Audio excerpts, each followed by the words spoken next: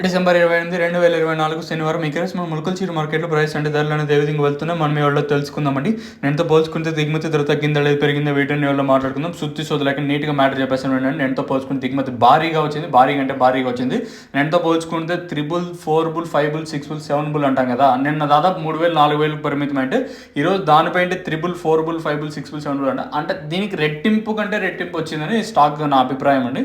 నేనుతో పోల్చుకుంటే ధర అయితే భారీగా తగ్గింది. వేలంపాటలు చాలా స్లోగా జరుగుతున్నాయి. వేలంపాట్లు వచ్చేసి ఈవెన్ అంగళ మార్కెట్ ఏ సీన్ అయితే రిపీట్ అయిందో సేమ్ ములకల్చీరు మార్కెట్లో కూడా అదే విధంగా అంటే ప్రజెంట్ అయితే వేలంపాట్లు అనేవి జరుగుతాయి. చాలా స్లోగా జరుగుతాయి. ములకల్చీరు వచ్చేసి present super top average second first ఏ విధంగా పడుతుంది ఏమి ఎట్లా మొత్తం వీడియోలో తెలుసుకుందాము.